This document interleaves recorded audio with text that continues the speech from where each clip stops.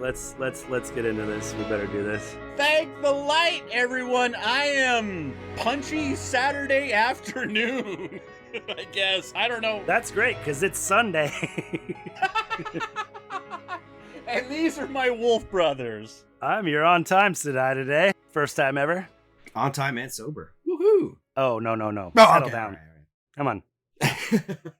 And I am the way of the leaf doesn't work. Quit fingering your axe.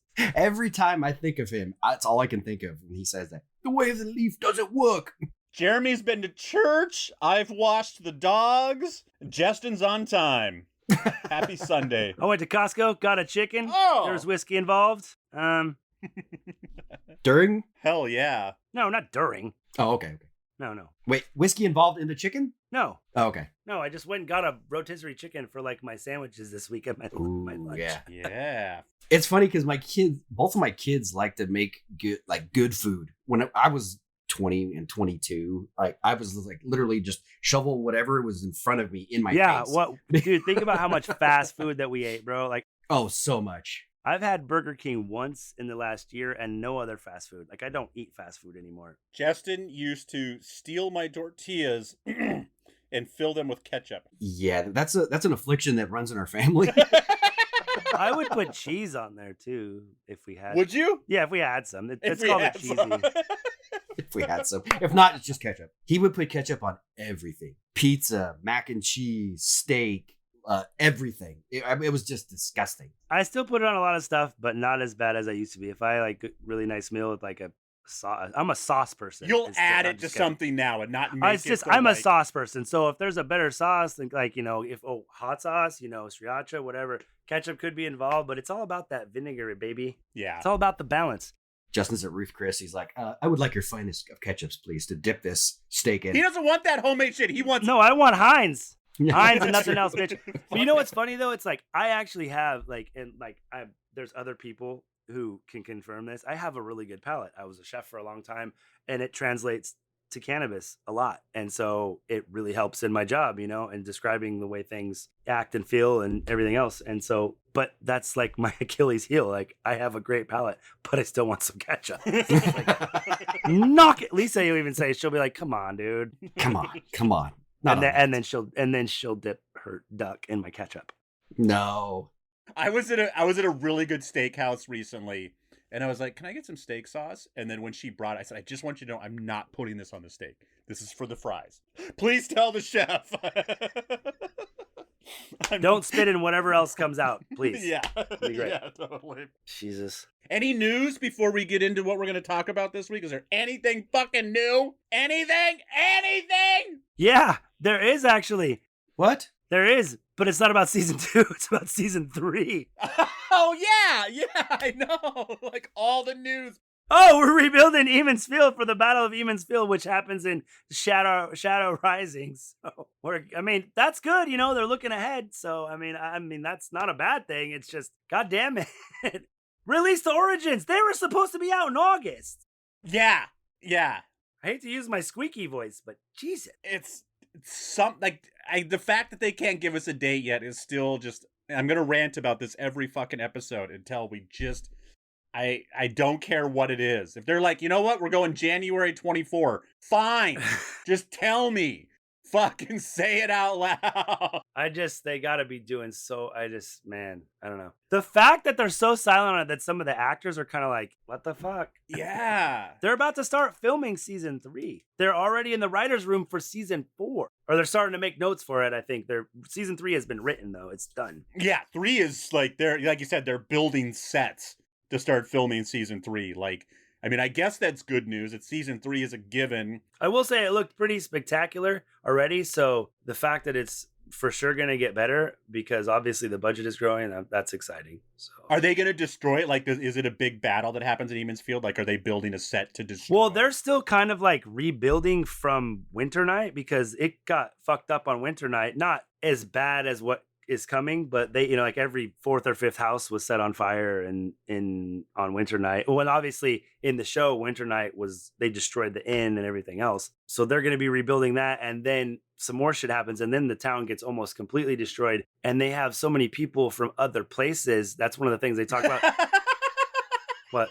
The town doesn't get destroyed during the big battle. No, no, it doesn't get destroyed. It's got to get fucked up a little bit, doesn't it? No, because what they do is they build defenses all the way around it, and then they kind of break in the last second. No, but they have attacks before that, though, don't they? I thought before Perrin gets there, they have like stuff, and then they start rebuilding houses that are in different styles. That's the thing that I remember, is that they start building like more like Borderland style. That's book 6. Yeah, like, but that's after they're actually, what they're doing is they're building the city bigger, right? Because all the people that were like kind of out on farms, they moved in town, and they're like, you know, maybe we should just start building and starting, you know, new stuff here, because we don't know. Yeah, Des, you're gonna trip actually how much things change, even just like if in Eamon's Field. It's like there's a lot of good stuff that happens where they're from. So did they tear down all the old stuff, the old sets? Completely. Why? You knew that you would have to come back. With COVID, they probably made them. They were probably just like, get the fuck out of our country.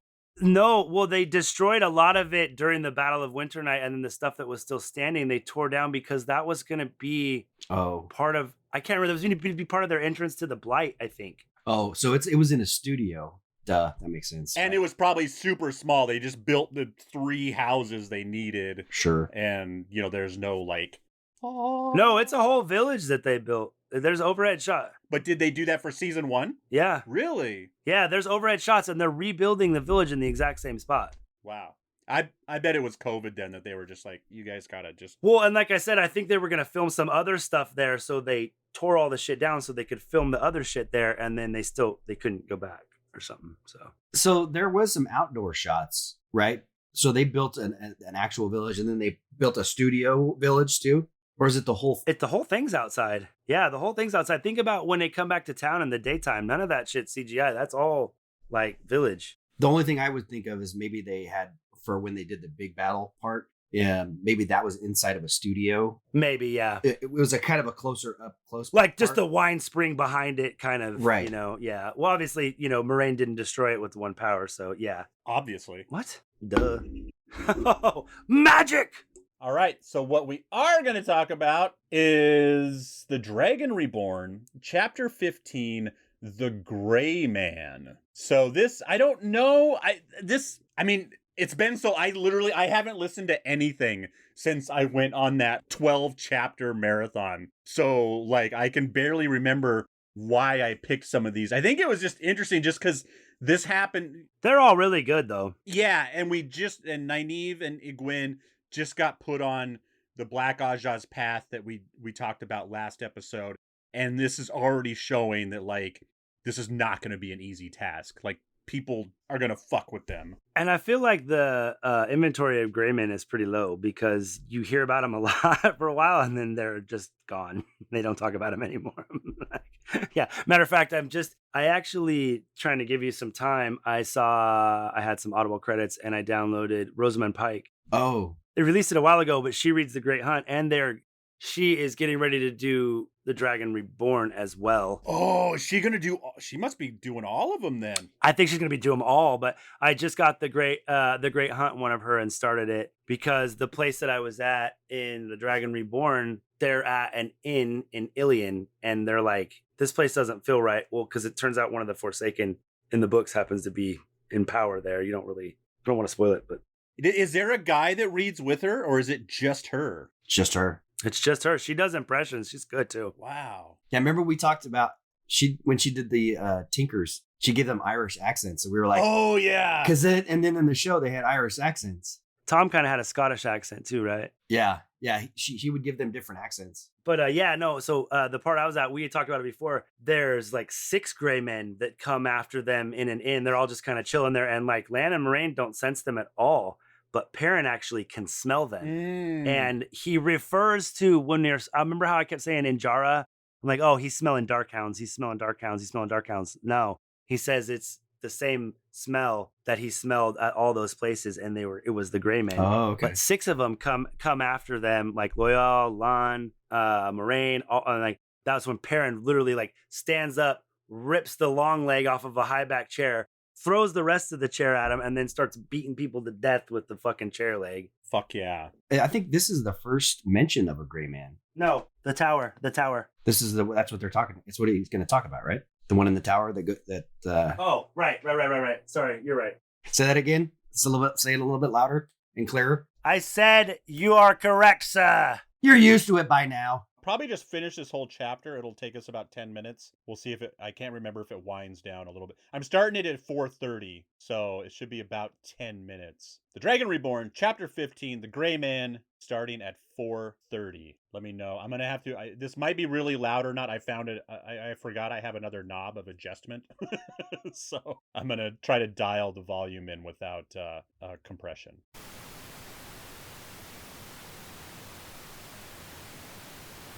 I hear nothing. Nothing. Oh. Is it? I was like, are we waiting? What's going on? It's definitely not loud enough. If I had not stopped just then, if I hadn't, the quarrel would have gone right through her. That's loud. That's real loud. Super loud. Like blow my eardrums out. Yeah, it shocked me to not speaking, so. Blood and ashes. Blood and bloody ashes. But now I can't hear it. Images of her head being ripped Okay. apart. I'll stop it again. Oh, The Dragon Reborn, chapter 15, The Gray Man, 4:14, because I'm done fucking with this.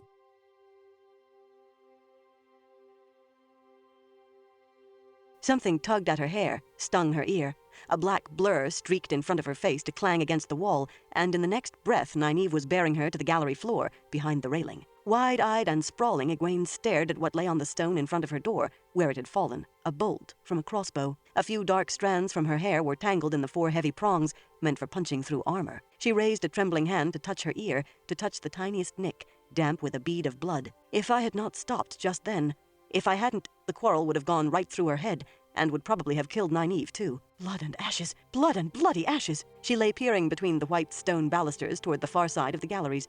A glow surrounded her, to Egwene's eyes. She had embraced Saidar. Hastily, Egwene tried to reach out for the one power, too, but at first, haste defeated her. She took a deep breath and tried again, and finally the rose floated in nothingness, open to the true source, and the power filled her. She rolled onto her stomach to peer through the railing beside Nynaeve. Do you see anything? Do you see him? I'll put a lightning bolt through him. She could feel it building, pressing on her to loose it.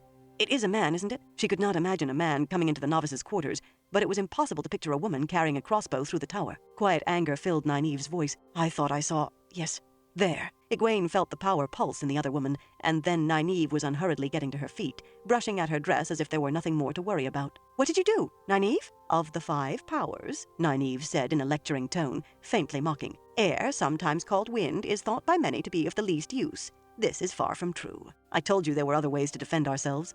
I used air, to hold him with air. If it is a he, I could not see him clearly. A trick the Amerlin showed me once, though I doubt she expected me to see how it was done. Egwene scrambled up to hurry after her around the gallery. Before long, a man did come into sight around the curve, dressed in plain brown breeches and coat.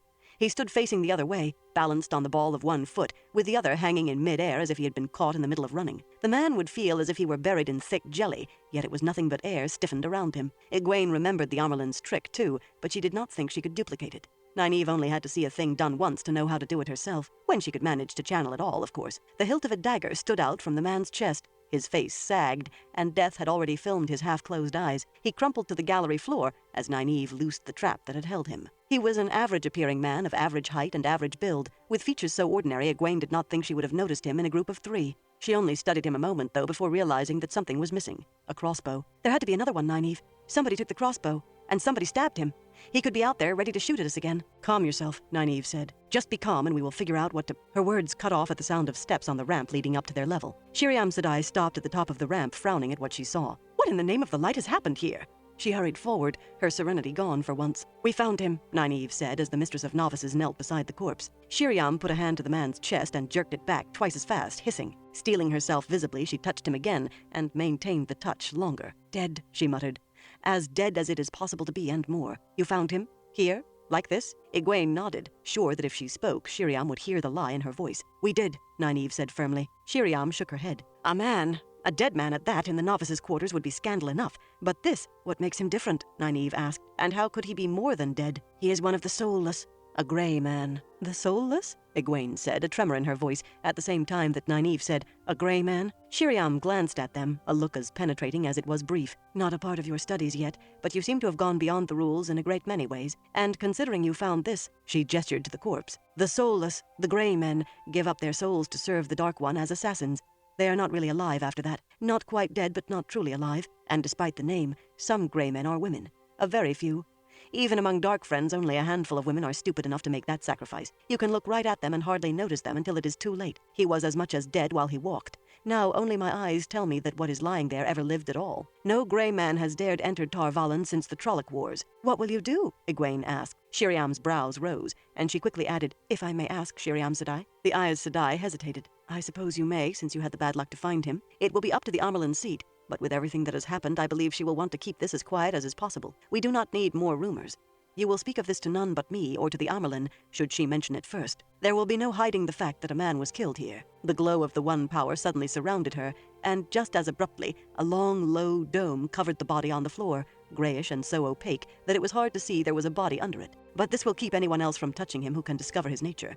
I must have this removed before the novices come back. You two go now. To your room, I think, Nynaeve. Considering what you are already facing, if it became known you were involved in this, even on the edge of it, go. Egwene curtsied and tugged at Nynaeve's sleeve, but Nynaeve said, why did you come up here, Shiriam Sedai? For a moment Shiriam looked startled, but on the instant she frowned. Fists on her hips, she regarded Nynaeve with all the firmness of her office. Does the Mistress of Novices now need an excuse for coming to the novices' quarters? Accepted? She said softly. Do accept it now, question Aes Sedai? The Amerlin means to make something of you two, but whether she does or not, I will teach you manners at least. Now the pair of you go, before I haul you down to my study, and not for the appointment the Amerlin seat has already set for you. A sudden thought came to Egwene. Forgive me, Shiriam Sedai, she said quickly, but I must fetch my cloak. I feel cold. She rushed away around the gallery before the Aes Sedai could speak. If Shiriam found that crossbow bolt in front of her door, there would be too many questions.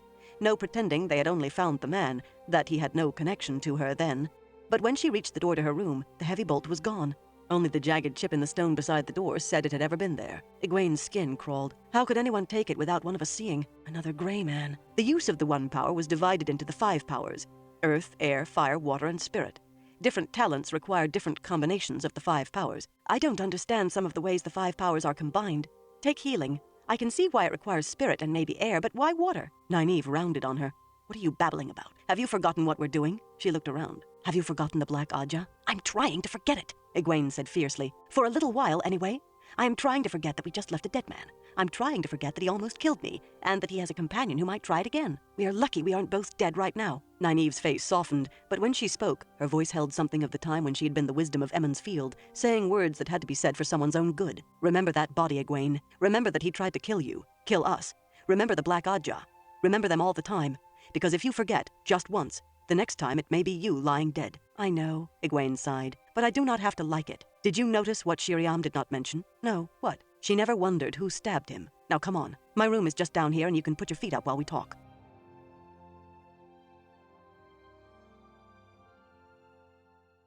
So are gray men just normal people that can't become like the eyeless or anything like hardcore, so they just give their soul to whatever evil doing they can? Yeah, they really want to serve the Dark One. And then that's one way that you can do it. You can become a gray man. And it's like not easy, obviously. Are you just a puppet at that point, or are you Sort of like a bloodhound. you're just a bad dude? You're an assassin. You can walk into places most people don't. They just don't see you. It's a weird thing. It's not that they don't see you. It's just they refuse to. Your brain like refuses to recognize that there's someone there. They just seem so ordinary that you just look right past them. Yeah. Well, and that's not the golem is different, right? Towards the end, there's only a couple of those. It's like it's like Meg from Arrested. It all comes back to Arrested Development. You met her like 4 times. Dad. Yeah. I don't think I have, son. He likes to take an egg and put it in his mouth and smash it up and then squeeze mayonnaise into it. It's so adorable. I've been watching so much Arrested Development since we last recorded. Have you guys watched the Mysterious Benedict Society? Uh-uh. I've never even heard of it. Oh my god, it's so rad to watch it just to see Buster. And he plays twins, so you get to see a lot of Buster. I love that dude.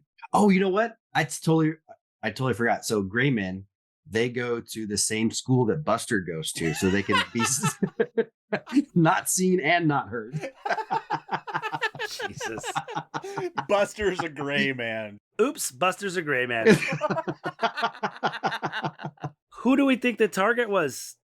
Was it Egwene? Oh, he wants to talk about the Wheel of Time again. Whatever. All right. All right. Jeez. He probably wanted both of them, right? I mean, if he had gotten one, he would have went after the other. He was trying to go for the headshot pass through, the Deadpool style. Yeah. And I know I'm getting into spoilery stuff, but I'm guessing it wasn't a gray man who took the bolt. I'm guessing it was a sister trying to protect them. That was my next question. Do you think it was a sister, another gray man? I was going to say probably a sister. Could have been the sister they were talking to. Who knows? Justin and I, thank you. I was just going to say, Justin and I kind of know that. I mean, I'm assuming that you're thinking the same person that I'm thinking. Yeah. Actually stabbed the gray man too, right? Oh, yeah. I don't know. I was kind of like, well, did she have time to do that? Well, with them not seeing, or not. So she's coming up the stairs. She could have just like ran down the stairs and turned around and ran back up the stairs. You know what I'm saying? I'm going to try to make this look really... Well, tiptoe. So it isn't just a coincidence that Shiriam is there, is what we're saying. Maybe. Yes. No? No spoilers? I don't know. Well, I think I believe on this podcast before you've heard me say fuck Shiriam for no particular reason. So That's right. It's not just because she's a mean mistress of novices, okay? She sucks. It might have been the last episode that you heard it too. Or the one before that and the one before that. Yeah. That's our new hashtag, Billy Zane is Asmodean. Hashtag fuck Shiriam. It's funny. That's not something you find out till how far in?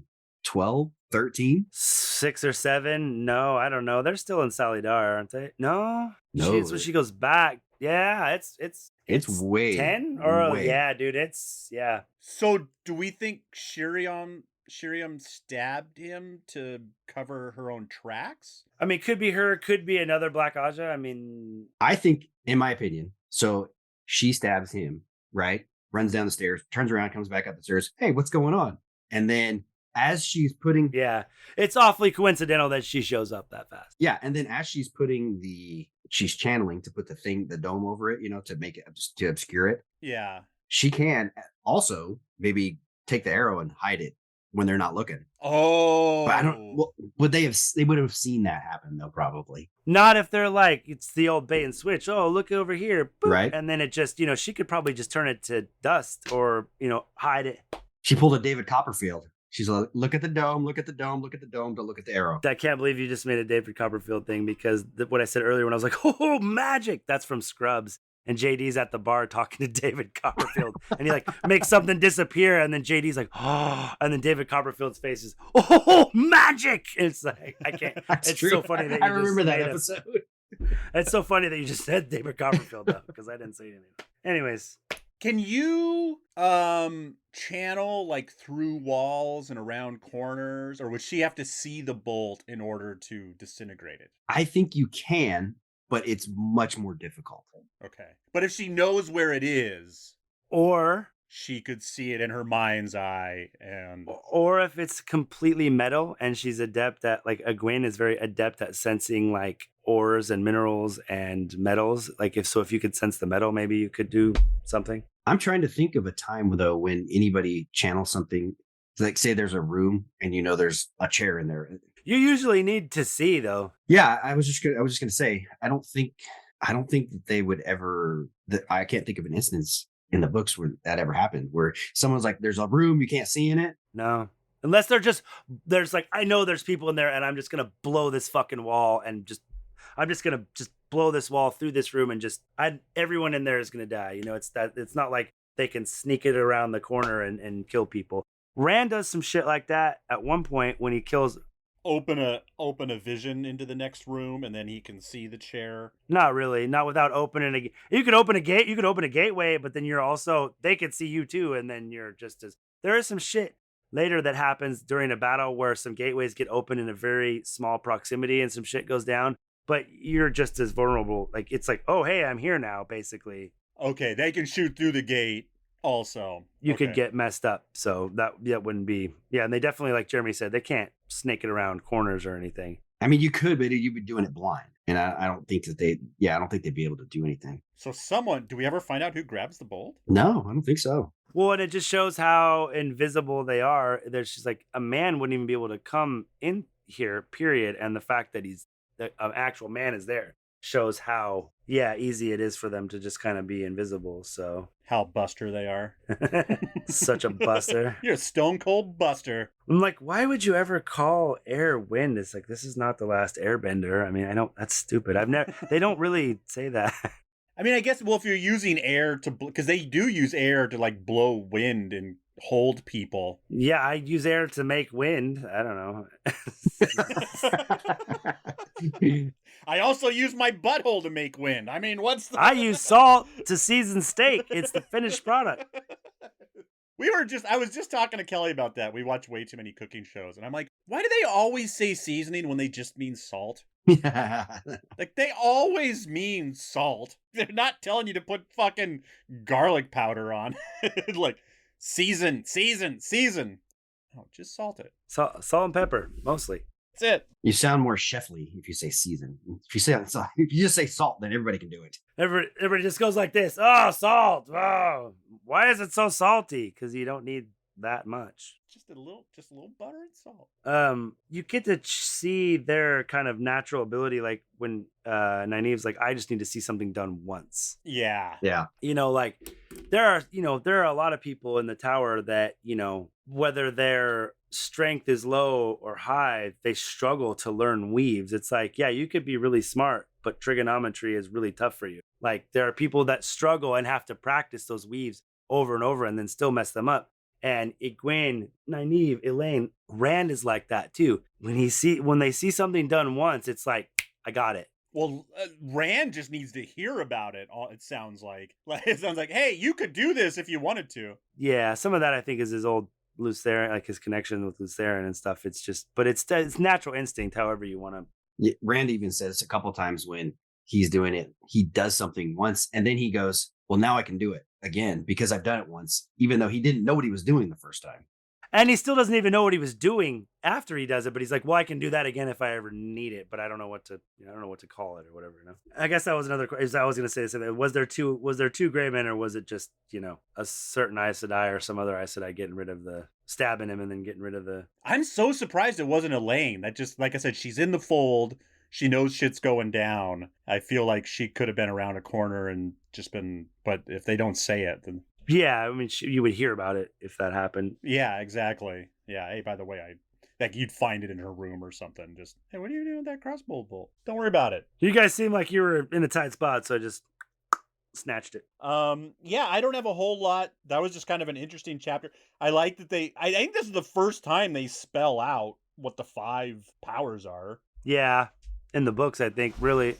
I think Moraine says something about it, like, when she's first talking to like Egwene about it, but it's like it lands a little bit different now because you have some reference and you've seen more channeling at this point. So, and then are the more powerful Aes Sedai ones that can mix powers? Like, is that something that not every Aes Sedai can do? Like, I can do water or air, but I got to focus on one of them. Or do they all just kind of like have to pick the power they're going to use at that point? So traditionally, men are stronger in fire and earth, and women are stronger in water and air, and then they both share spirit equally. Yeah, so guys can do more stuff with fire and earth, more powerful stuff. Like there's a scene that'll come up where Rand is doing like all this crazy stuff at once, and he makes a big fire because he's like trying to show off for the girls because they were doing something. Yeah, and so he makes a fire in the fireplace.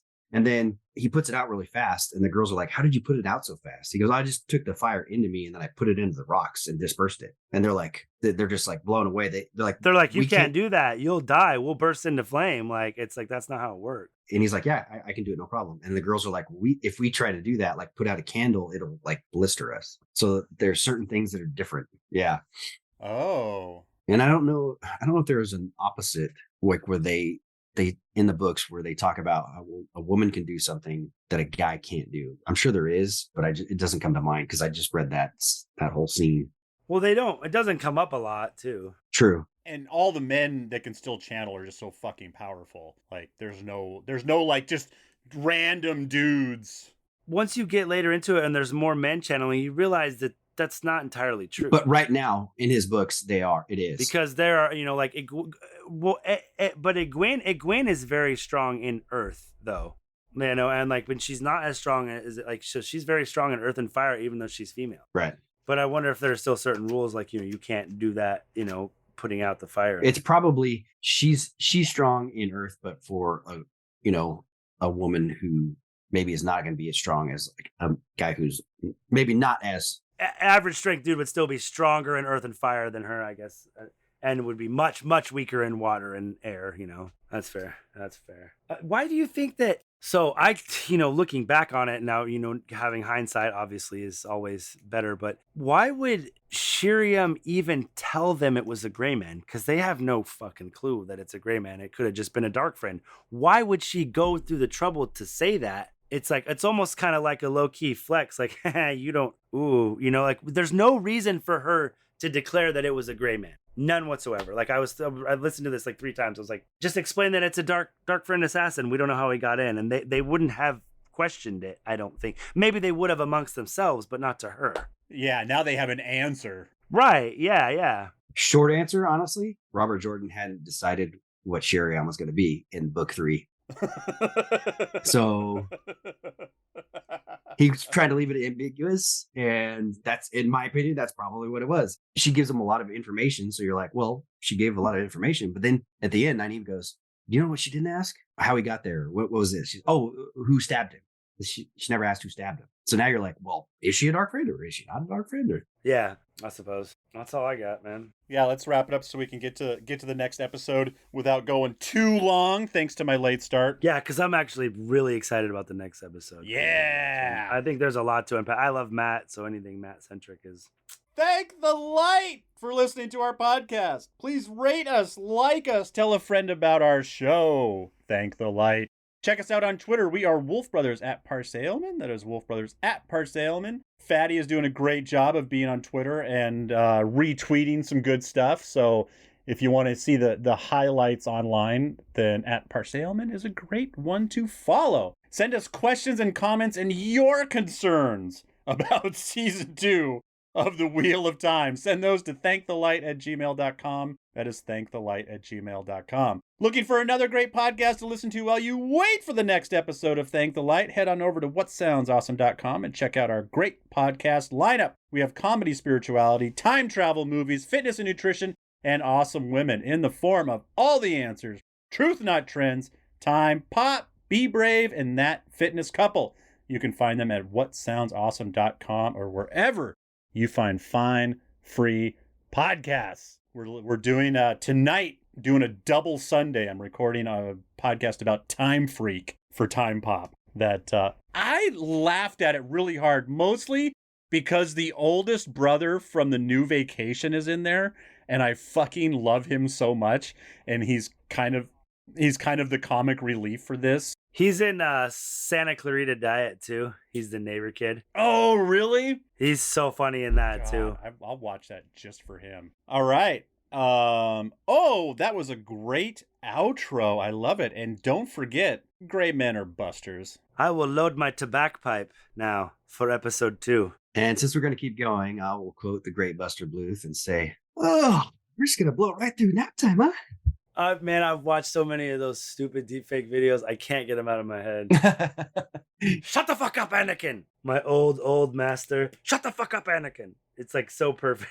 I'm watching the some of the pictures and some of the video that you were talking about where they're rebuilding the sets. Can you imagine building all of that and then having them tear it down when you're done? Hey, now build it again, but a little bit different. Like, God damn it. I mean, I know that when you're building it, it's like not meant for human occupation. You're not supposed to. You got to think these guys are set designers and stuff like that. They're not like, oh man, I'm building, houses for Habitat for Humanity. Yeah. Well, it's still though, you're a carpenter, and so building all this stuff and putting pride into it, and then like, all right, grab that bulldozer, and just go right through the middle of town. I am not average. I am not ordinary. I am a masterpiece. You know I do it for me.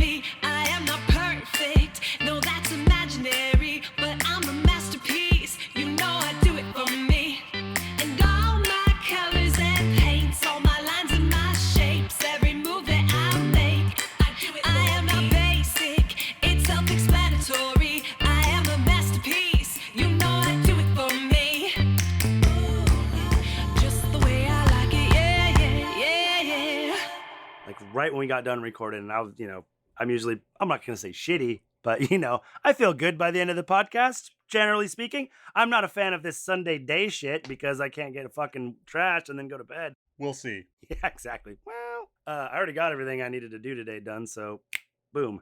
I mean, I didn't say I wasn't drinking.